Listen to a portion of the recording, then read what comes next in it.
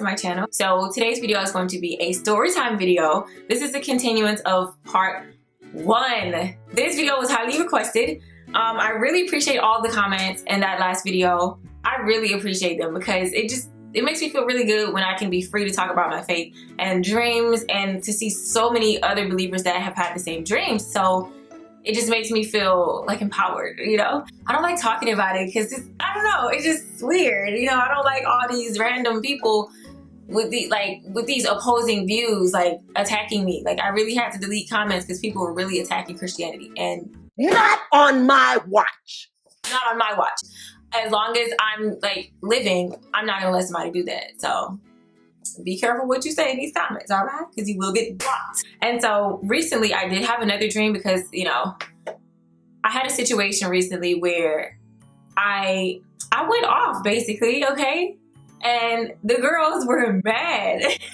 They were so pressed. And so I got tired of arguing about the same thing. So I ended up having a dream about that situation, and it related to coronavirus because the main crux of the dream was the coronavirus pandemic and when it would end, and like how basically, not necessarily exactly when, but like that's what I asked God. So yeah, anyway, okay, so this is what happened. 2016 I started having these spiritual type attacks. Really 2015, because I had a lot of, what is it called, the clinical term for it is not paranormal, but like sleep paralysis. And so, but in this particular sleep paralysis, I was not asleep. I wasn't even drifting on into sleep. I was just literally sitting there. I was laying there in my bed, and all of a sudden, on the 3rd floor in my bedroom, when I tell you, the whole side of the room just got dark. Not this side, but this entire side. It was like a shadow. I could not move my body. I definitely couldn't say the name of Jesus. I could barely even pray. I couldn't say anything. But all I could remember was like a spirit telling me to commit like self-infliction to myself. And I was just sitting there talking back to it like, no, why would, you know, I could do that, but why would I want to do that? I can't abort my mission here. That's the exact word that I said, like the phrase. I remember saying that. And so I really know that God can hear the prayers of your heart, even though you can't say them, you can't verbalize them, but he definitely hears your heart. So when I say I was praying so hard, I was scared. I was like, what kind of paranormal stuff is this? I'm by myself. I was scared. I was scared, y'all. When you hit some real spiritual type stuff, honey, you have to have enough religion for yourself. Not religion, but you have to have enough relationship with God yourself, with Jesus yourself, because that's who you have to go through to get to God. It's Jesus. So I was just pleading, and so it went away. So me, like a stupid person that I was at the time, I laid there thinking that the coast was clear. I was like, oh, okay, well that probably was just some, you know, just something that tried to just scare me, whatever. You know, I'm tired. I'm not about to get up. When I say it came back, I cannot make this up. I would not make this up, you guys. It came back. And it's not funny, but like thinking back, it was scary.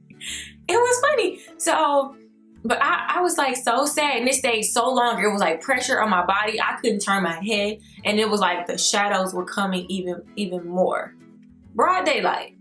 Now, you know, I understand people who were specific, or like spectators, they're gonna say, oh, well, it was just the sun tides changing, basically.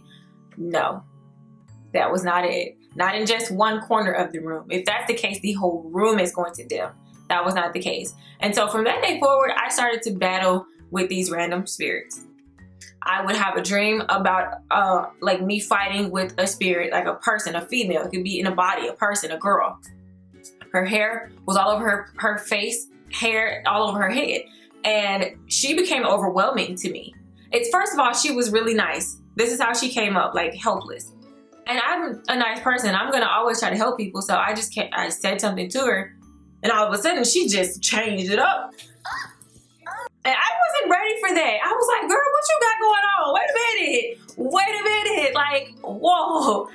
oh my God, I was like, Jesus, help me get this girl off me. So she was fighting me, and I was literally trying to fight her physically, which was kind of like a revelation in my dream, to where the scripture that says that we don't fight against flesh and bones and blood. Basically, we're not fighting the physical fight, it's spiritual. So you might can fight physically, but you won't be able to physically fight these demons off of you when people try to possess you or something else happens like that. And so I ended up flying away. Most of my dreams, I end up always flying away, and I'm like protected, I'm uplifted always. So that was strange to me. Like, it wasn't strange, but it was like, okay, I'm gonna note this, I'm gonna write that down. So the next day, that's when I wrote up on the female in the post office. She was looking crazy anyway, but I just, you know, it's hot. It was Memphis. You know, we were in East Memphis. We were hot. So I'm like, I was shipping off orders from my hair company, and I was tired. I was like, look, girl, are you in line? Because she was just standing there looking crazy. And she just looked at me and was like, yeah, I'm in line. And she got on, like, in the line, and she had on black shades. I had on jet black shades. When I tell you, she started going off about witchcraft. Now, I just had this dream. I had the what is that? Not paranormal. What is it called? They say sleep paralysis. I had that situation first, right? Then I had the female in the dream. Now I come up to this lady with her hair all over her head, and she's talking about witchcraft. Nobody was talking to her. Nobody said a word to the lady, and everybody was kind of creeped out, like, what?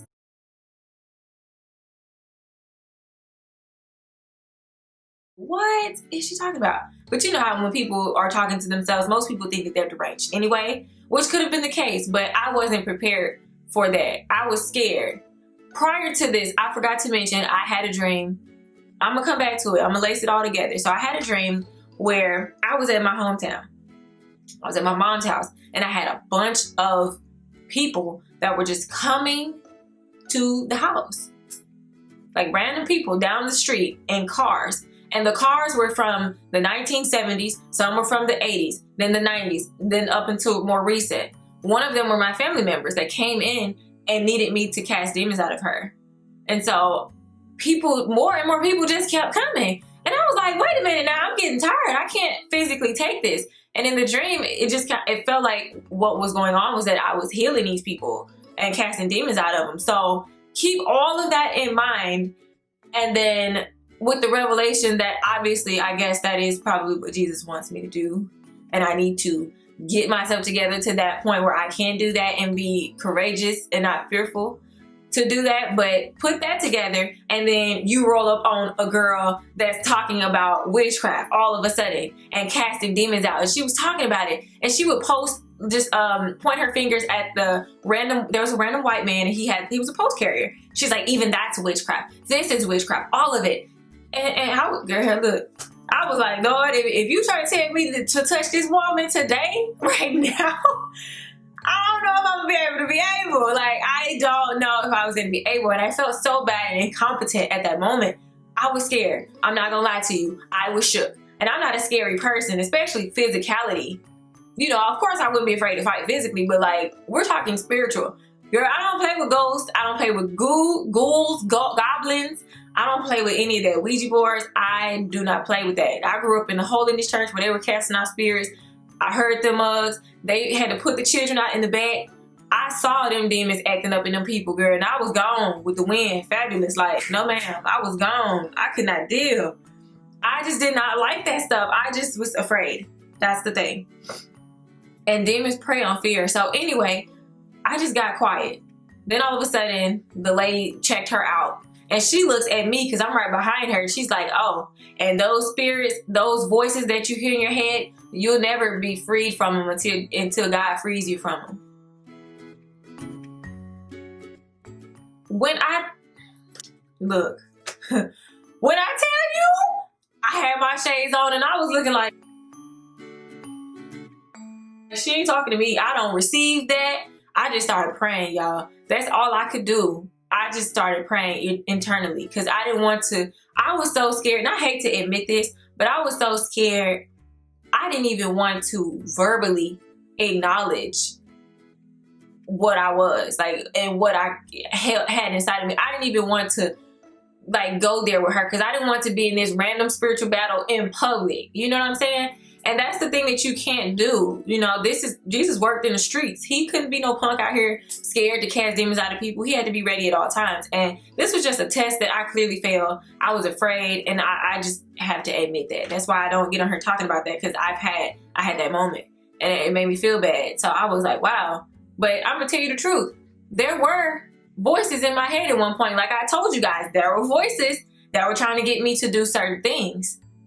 So put all of that together. You're not telling me that there wasn't some spirit. Who in the world, out of billions of people, would randomly come talk about that, knowing my past few days and nights? You know what I'm saying? And so I started watching this guy, well, my pastor in Dallas, Herman Murray. He has the church, and he actually, I believe he collaborated with a YouTuber, Vicky Logan's dad. His name is Craig G. Lewis, or G. Craig Lewis, something like that. And he talks a lot about hip hop. He talks about a lot of the occult, Illuminati, all that kind of stuff. He talks about a lot of stuff that we didn't really know.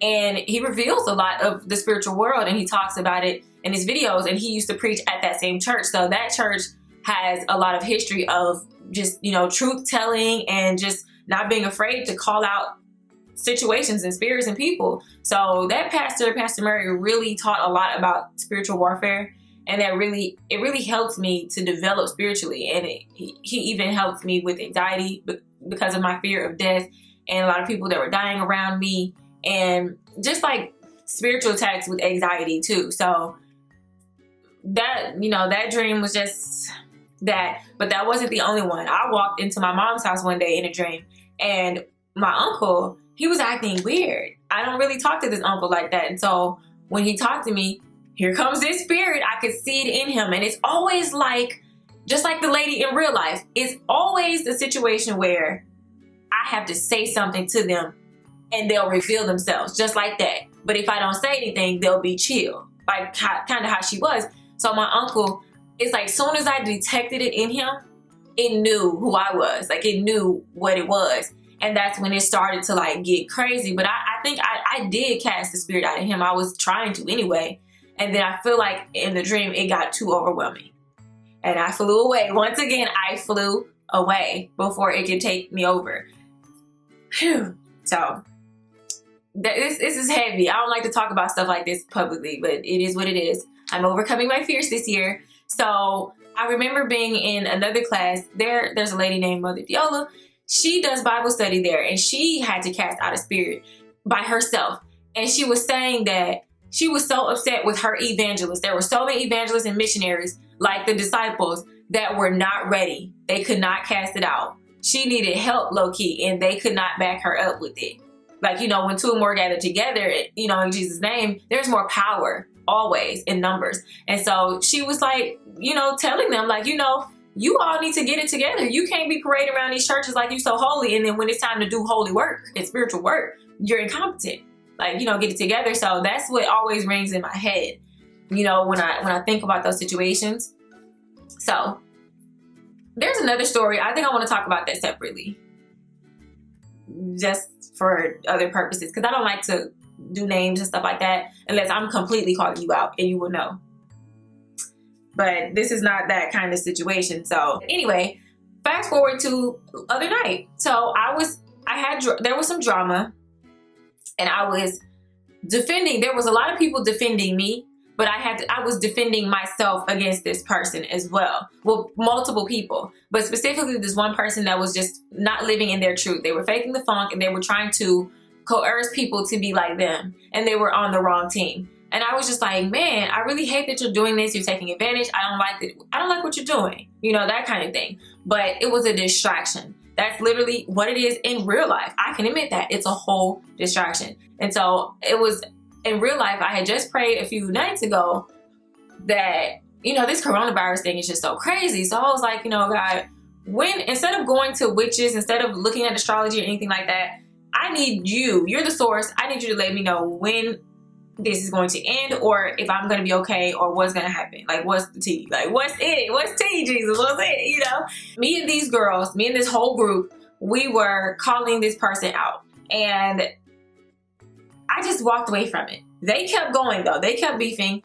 And even the girl stopped what she was doing and started to go a different direction. Like, she bettered herself, which was good to me. I love that. That's all I wanted. That's the only reason why I said anything. So I just stopped paying attention to that anyway. But what was happening in the real world was that it was ending, or some sort of pestilence came. Some kind of judgment came to the world that was in God's hand, and I'm peddling with foolishness. You know what I'm saying? And so some of the church members and stuff were like, come on, get this together. Like, come into this ark, like tent. It was a tent, but it was more like an ark. And there was like a stream of water that was surrounding it. So I was like, you know, wasting time in that battle, arguing and all that stuff. And the girl, she went on and was okay, you know. She changed and went on. But I was still mad at the fact that people came at me, you know, being petty. Okay, after a while, even though I was in the right, I was still allowing it to be a distraction, a bigger distraction than what it should have been anyway. So long story short, I saw the pestilence coming and I was like, oh crap, I'm about to get caught up in these streets. So I tried to take a long jump, because I saw my first lady, because she ended up calling me from the church, and she, you know, I tried to grab a hold to her, but I couldn't get in. And it was coming, like the judgment was coming. And I was like, yo, hold up. I gotta get this water, what's going on? So I started swimming. And then I saw my mom and one of my cousins and like my family, they were in there. So I was like, oh no, y'all gotta help me at this point. Y'all just sitting here watching me struggle, help me out. So I started to break a hole in the tent, right, to get in. And I was trying to stick my feet in and just, you know, shimmy my way in. But I saw two of my other cousins and they were refusing. I was like, come on, what y'all doing? They were like, we good. It was our mom and then her younger daughter. And so her daughter is, of course, going to do what her mom says. So I was like, wow, that's how you going to move? Like, you see what's going on and you're not going to come? So, you know, that kind of hurt me. I was like, I'm always trying to help people. So I was like, I can't believe it. So anyway, I saw it coming again. So I just ripped holes in it. And I got in and I guess basically zipped it back up. But the point of the video was, the point of the dream was that I was saved. And the main point was that I was allowing distractions to almost get me caught up. And I felt like God was telling me, regardless of what happens, I might not tell you when it's going to end, but if you are in the ark of my covenant, you'll be covered. That's why I feel like the word covered was relevant, because it was a tent and it was a covering, even though it was an ark. So I don't know, Ark of Covenant, that's what's biblical. Those are terms, you know, back in the day with an ark or whatever. And then an Ark of Covenant is just basically a covering of his covenant. So after that dream, I let everything go. You know what I mean? I did what I had to do anyway, but I stopped arguing with people. Because my thing is, whatever I say, that's what it is. And I meant what I said. And I said what I meant. And that's it. I said what I said. And it ain't changing over here. So that's for the trolls. So yeah, catch that little T right there. So yeah, those dreams, crazy. So anyway, that's that on the part 2. I hope you guys can get the explanation of what I meant by the witches. But that stuff is scary. And when I tell you that spirits will talk to you, yes, they will. In broad daylight. It was broad daylight when I had those spirits talking to me. And it was so sad because I don't even know what, it was like a depression trying to come on to me. I don't even know why. Maybe it was because I didn't have children and I really wanted to have them. And I don't know. The devil knows what you want in your heart that you don't have. And he knows how to play on those things and insecurities. So that's pretty much what it was. But that's pretty extreme, you know, to just like freaking, I can't say the terms because YouTube flags videos, but you know what I mean, to basically myself. Like, come on, that's pretty extreme, you know. And so, but I can't lie though, I've had those thoughts before. I've had a thought like that before this year, okay? Negative thoughts will always seem to come, but you can't entertain them. That's what I didn't do. I didn't entertain it. This year, it was more personal. It's being mistreated and then just personal stuff that I don't talk about because people try to use that as a weapon, and I'm just not here for it. But for those of you who might can discern what I mean or what I'm saying, I promise you, you are not alone. There are a lot of people that were in the comments that are encouraging to each other. So I would encourage you to leave comments of if you have a word of encouragement. And thank you all for those of you who encouraged me to speak more about it, to be courageous. Nowadays, I have to be honest, I've been so distracted with coronavirus and trying to get money, enough money for my Invisalign, which they just quoted me like $4,000, and get my wisdom teeth pulled and all this, LASIK, all that kind of stuff. That's a distraction. It really has become a distraction. So I have to admit, I'm not where I should be. That's the first thing, admitting, right?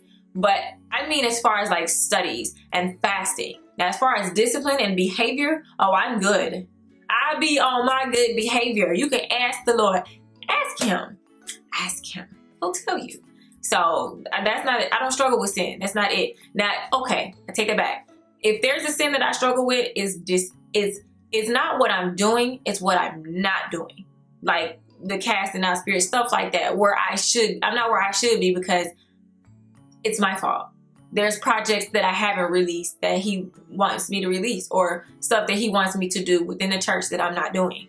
That's definitely, I believe it's a sin. I mean, it is a sin if you know to do something and you're not doing it. And especially if it's like a gift, it's like you're depriving Jesus of his time and his like gifts and what his what's the word? His plan. It's like you're throwing a wrench in it. And I don't want to be replaced, and that's a fear of mine. So I'm getting it together behind the scenes. It's fearful. I'm scared. And that's just that. So pray for me if you're out there. Thank you guys for watching. I'm going to end it because this is a long video. And I have 2 more story times. I have 3. Okay, one is a girl, one is a guy. And one is more about relationships. Discernment about relationships and men. Getting played by men like I got played last night. By these married men and all of these men on the down low. All of that. So stay tuned for that if you're interested in that. And I do have an entire playlist of storytime videos and another playlist of lifestyle type of talk series, like just the more talks is what I call them, where people send in questions and I respond through that like advice. I have another one coming up about being celibate for like 8 years now. 8 is 8? It's 8 years. 8 years. So that's coming up because someone wrote me about that. So those are coming. And I thank you guys for watching me. Thank you guys for sticking around. For those of you who only like this type of content, I promise it's coming. I just have to throw out a few more beauty videos, a couple of fashion hauls from Zara, Target, H&M, and then, I can get back into the rotation. So thank you guys for watching again. God bless you all, and I'll see you guys in my next video. Bye.